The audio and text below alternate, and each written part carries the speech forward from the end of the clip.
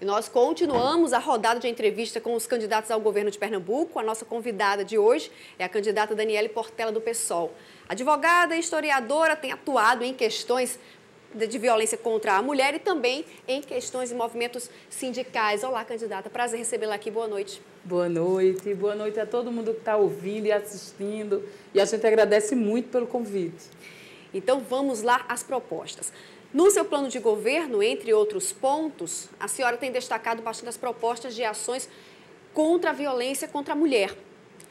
Segundo a organização, de acordo com o Fórum, isso mesmo, o Fórum Nacional de Segurança, em 2016, 126 mulheres foram assassinadas em Pernambuco.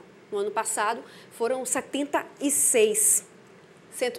Em 2016 foram 112, no ano passado foram 76 mulheres. A senhora reconhece ou discorda que, de alguma forma, essa redução mostra que houve um trabalho na tentativa, então, de diminuir essa violência contra a mulher? Olha, o trabalho, ao meu ver, ele ainda é insuficiente, porque se a gente pensa nos números de violência, a gente tem que fazer uma contextualização mais geral.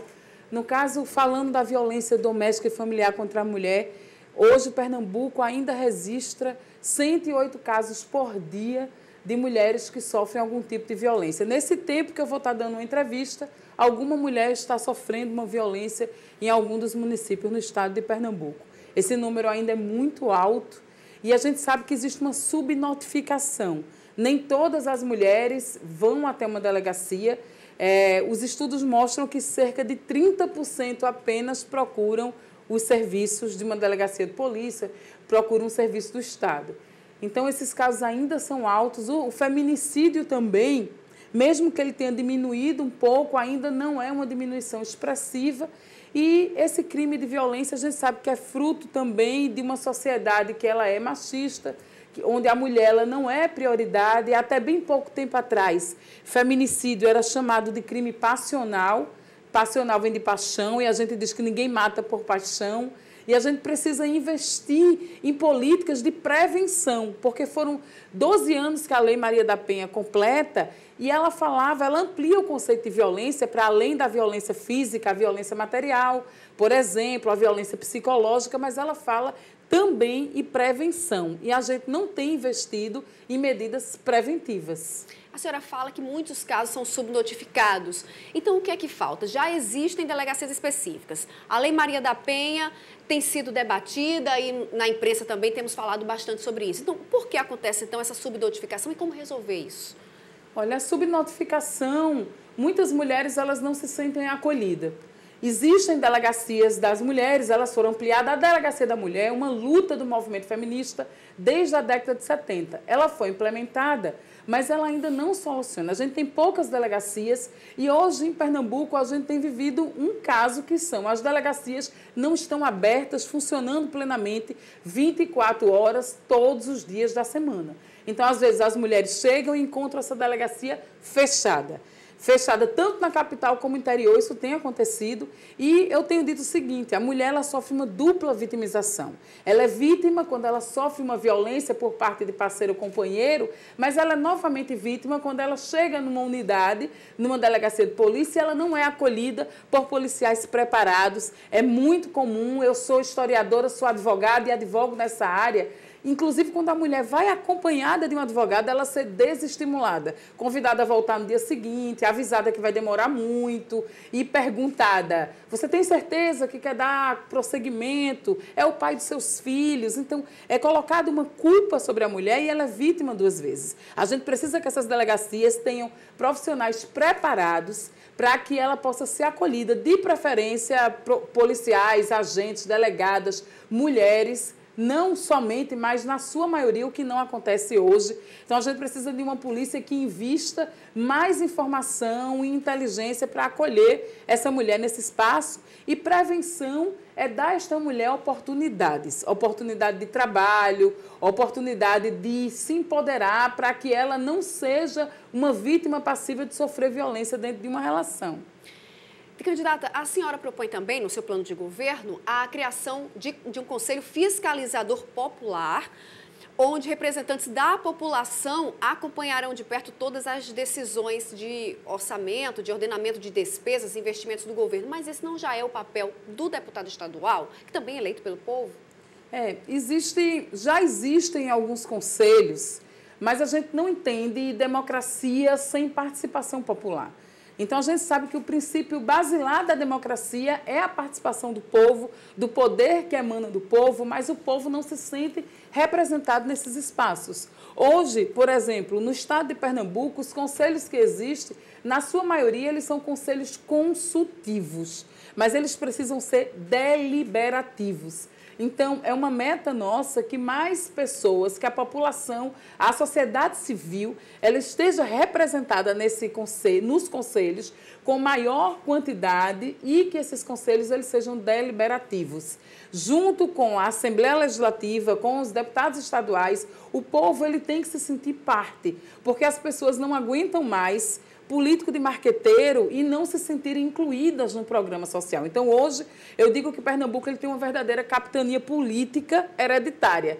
Você vê que os mesmos grupos, as velhas oligarquias, elas se alternam no poder, mas quando chegam no poder, os trabalhadores, o povo, a população, as mulheres, elas não são chamadas para discutir. Então, o lema da nossa candidatura, das candidaturas do PSOL e PCB, é nada sobre nós sem a nossa participação. Daí, a base é o poder popular e a participação. Isso é a melhor forma de promover justiça social. A senhora falou também que, se eleita, já vai fazer uma reforma administrativa, inclusive excluindo algumas secretarias. Já sabe, então, quais logo no início seriam excluídas? Deixariam de existir? Temos falado em excluir a secretaria porque a gente tem visto que o tamanho dos palanques representam muitas vezes uma máquina maior, um Estado maior. Muitas vezes essas alianças que se dão por tempo de televisão, por acesso a fundo partidário, se dão no jogo do toma lá da cá. Você apoia, mas você quer um cargo, uma secretaria ou função.